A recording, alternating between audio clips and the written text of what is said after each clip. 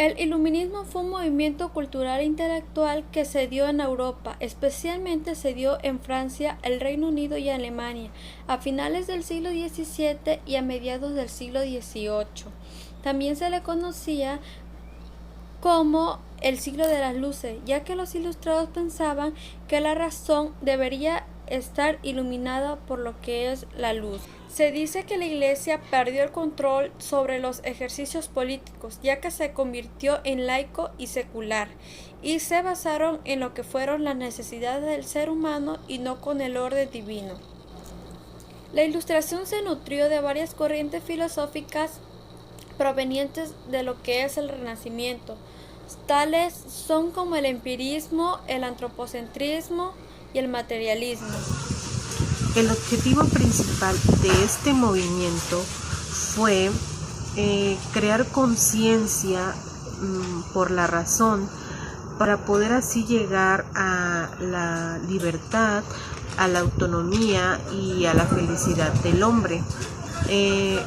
Con esto poder erradicar esas malas ideas que tenía la humanidad, como por ejemplo la superstición, los engaños por parte de la iglesia, el fanatismo, y así poder entonces crear una sociedad sin desigualdades y creando un mejor desarrollo educativo, político, entre otras cosas.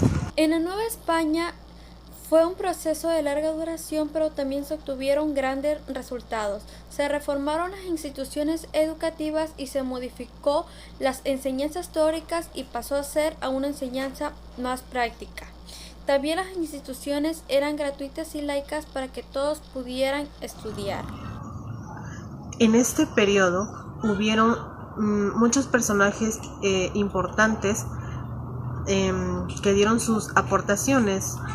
Uno de ellos es John Locke. Él afirmaba que 9 de cada 10 hombres podrían ser considerados buenos o malos, útiles o no, solo por su educación.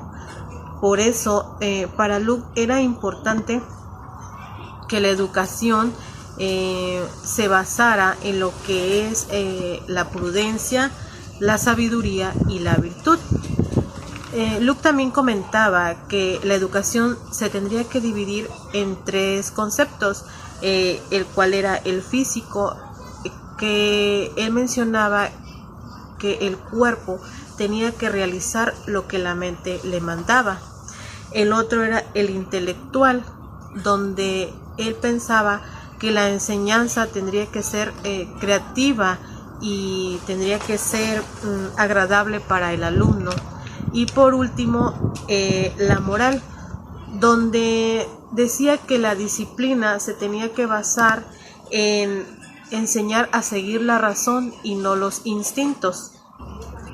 El siguiente precursor es el pedagogo Enrique Pestalozzi, que consideraba que para que el niño pudiera explotar sus habilidades al máximo, era necesario que él aprendiera a controlar sus instintos y pusiera en práctica la conciencia.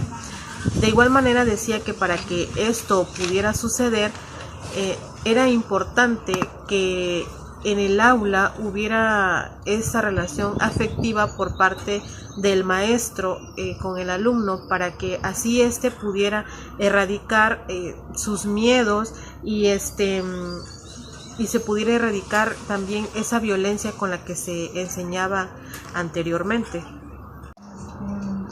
Las ideas de los ilustrados cambiaron por completo la educación, puesto que ésta ya no estaba controlada por la iglesia, sino por la razón.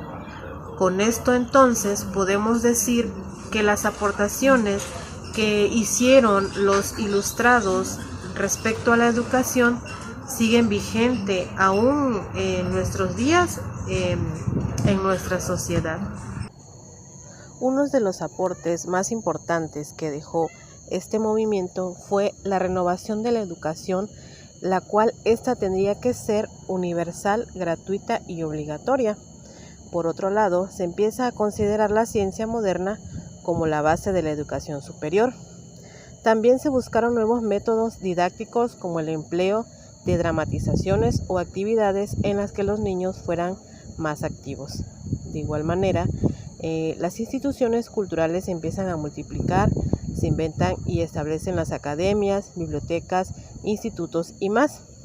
Surgieron también los enciclopedistas, quienes reunieron el saber de toda la época en un libro. Y por último, el invento más representativo de la Ilustración fue el diccionario. Así como en su momento el humanismo puso al hombre en el centro del pensamiento, la Ilustración puso a la razón en el centro del mismo. En la historia, nada es casual. Un hecho es la consecuencia inevitable de otros que lo precedieron.